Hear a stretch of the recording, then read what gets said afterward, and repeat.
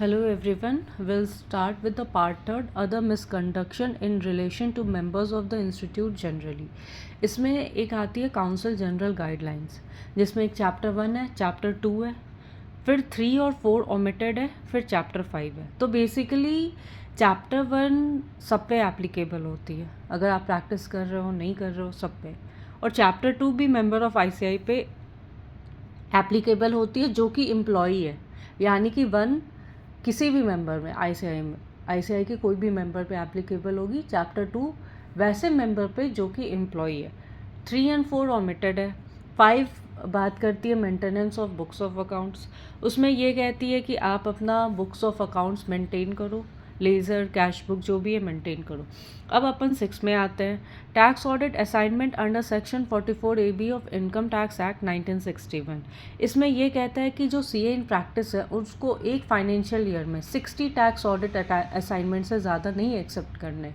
तो मान लो अगर कोई सीए फर्म है जिसमें 10 मेंबर्स है, ठीक है, और हर को 60 टैक्स ऑडिट रिपोर्ट साइन करनी है, तो इन टोटल कितने हो जाएंगे 600. तो ऐसा भी हो सकता है कि अगर एक ही पार्टनर 600 टैक्स ऑडिट साइन कर ले या असाइनमेंट ले ले तो कोई बात नहीं, बाकी 9 नहीं करेंगे, क्योंकि मैक्स उस फर्म में जिसमें 10 पार्टनर है और एक पार्टनर 60 टैक्स ऑडिट असाइनमेंट ले सकती है, तो 600 एक इंडिविजुअल पर्सन भी कर सकता है. इसमें एक और भी पॉइंट है कि 44 AD 44 ADA 44 AE of IT act 1961 वो काउंट नहीं होगी. ये अपन को ध्यान देना है कि वो काउंट नहीं होने वाली है, सिर्फ 44 AB काउंट होती है. AD नहीं काउंट होगी, ADA काउंट नहीं होगी, AE काउंट नहीं होगी. अब जो ऑडिट हो रहा है हेड ऑफिस और ब्रांच ऑफिस का, उसको एक असाइनमेंट मानेंगे. अब किसी कंपनी है उसके ब्रांच में भी your auditing tax audit assignment ले रहे हो, हेड ऑफिस में भी ले रहे हो, तो but it is of a single individual company, तो you will take it as a 1 assignment. उसके बाद है कि मोर देन 1 ब्रांच भी हो तो उसको भी एक असाइनमेंट मानेंगे. Like for an example bank. फिर part time practising partner not allowed to accept tax. और ये ध्यान रखना है कि जो पार्ट टाइम प्रैक्टिसिंग सीएज है they are not allowed to take tax audit assignment. फिर है कि मेंटेन रिकॉर्ड करनी है हमें टैक्स ऑडिट असाइनमेंट को, जो कि ईच असेसमेंट ईयर में जो काउंसिल ने प्रिस्क्राइब किए उस फॉर्मेट में हो. उस फॉर्मेट में हमें अपनी असाइनमेंट को रिकॉर्ड करनी है. अब है कि कंक्लूजन यही निकलता है कि हर partner is allowed to have max 60 tax audit assignment in a single financial year. अब है chapter 7, appointment of an auditor in case of non payment of dispute फी.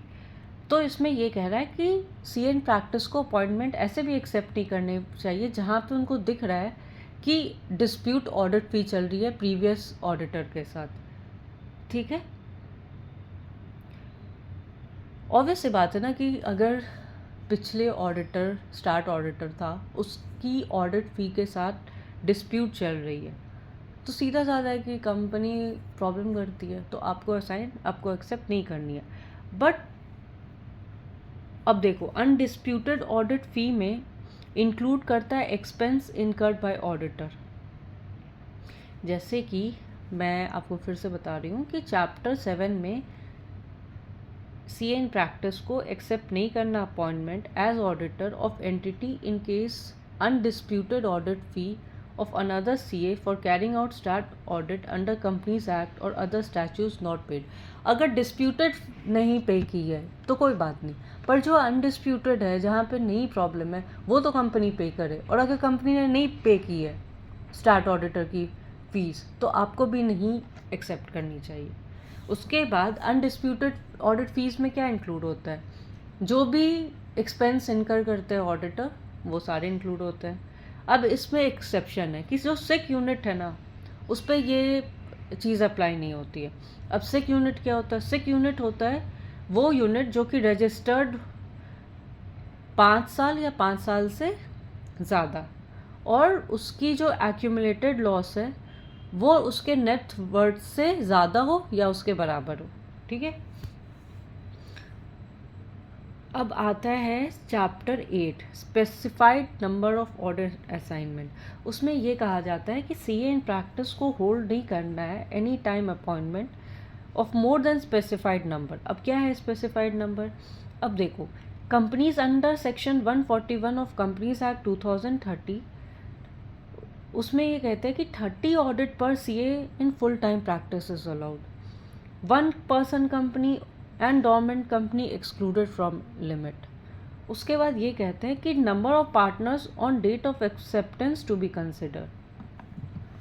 अब इसमें यही कहा जा रहा है कि देखो, अपन 30 ऑडिट एक्सेप्ट कर सकते हैं, ऑडिट असाइनमेंट, बट उसमें 1 पर्सन कंपनी और डोरमेंट कंपनी अगर कर रहे हो तो वो काउंट नहीं होगी 30 में। ओके, अब है chapter 9 appointment as stat auditor. CA in practice shall not accept appointment as stat auditor of PSUs, government listed company and other public company having turnover of 50 crore or more in a year। ये कह रहा है कि जो सी in practice है उसको appointment as a stat auditor नहीं करना है। किससे? जो PSU होते हैं, जो गवर्नमेंट होते हैं, जो लिस्टेड कंपनी होते हैं या अदर पब्लिक कंपनी होते हैं जिनकी टर्नओवर 50 करोड़ या उससे ज़्यादा है एक साल में। क्यों? क्योंकि अगर उसने पहले से उस कंपनी का वर्क असाइनमेंट एक्सेप्ट कर रखा है तो आप मत करो। यही कह रहा है कि आपने पहले उस कंपनी में, जो पब्लिक सेक्टर यूनिट है या गवर्नमेंट कंपनी है या लिस्टेड कंपनी है या अदर पब्लिक कंपनी है, उसके आपने पहले कोई और असाइनमेंट ले रखे थे और अब आप क्या कर रहे हो, स्टार्ट ऑडिटर वहाँ बनना चाह रहे हो और उस कंपनी की जो टर्नओवर है वो 50 करोड़ या 50 करोड़ से ज़्यादा है तो आप मत लो। इसमें यह भी पॉइंट है कि remuneration which in total exceeds fee payable for carrying out start audit of same company. अब ये भी कह रहा है कि जो रेम्यूनरेशन है उस जो कि टोटल एक्सीड कर रही है फ़ी पेबल, जितना स्टार्ट ऑडिट में आपको फीस मिल रहा है उससे ज़्यादा आप उसके कोई अलग असाइनमेंट कर रहे थे, उससे अगर ज़्यादा है तो आप मत लो। तो इन नट शेल इसको फिर से पढ़ते क्या बोलते हैं। ये बोल रहा है कि सीए इन प्रैक्टिस है उसको स्टार्ट ऑडिटर नहीं बनना चाहिए। किसका? PSUs का, लिस्टेड कंपनी का, गवर्नमेंट कंपनी का या अदर पब्लिक कंपनी का जिसका टर्नओवर 50 करोड़ या 50 करोड़ से ज़्यादा हो और उसने कोई और असाइनमेंट ऑफ वर्क ले रखी है सेम अंडरटेकिंग की या उस कंपनी की जिसकी रेम्यूनरेशन जो टोटल मतलब इन टोटल ही देखेंगे रेम्यूनरेशन, जिसकी रेम्यूनरेशन इन टोटल उस स्टार्ट ऑडिट के फीस से ज़्यादा हो। क्योंकि फिर तो आप पे वो इंडिपेंडेंस का थ्रेट हो जाएगा ना। ऑब्वियस ही बात है, आप उनका कोई और काम कर रहे हो जिसका रेम्यूनरेशन आप ज़्यादा लेते हो और अब आप उसका स्टार्ट ऑडिट भी कर रहे हो तो आप पे थ्रेट आएगी। इसीलिए उसको सेफ गार्ड करने के लिए इंस्टीट्यूट कहती है कि बस आपको लेना ही नहीं है और इसमें नेटवर्थ नहीं टर्नओवर देखना है कि जो कि 50 करोड़ या उससे ज़्यादा। अब इसमें कह रहा है कि अदर वर्क एक्सक्लूड क्या करती है। Other word exclude audit under any other statue, certification work to be done by stat auditor and any representation before an authority. अब जब आप कोई अदर वर्क यूज़ कर रहे हो तो अगर आप कोई ऑडिट कर रहे हो एनी अदर स्टैच्यू में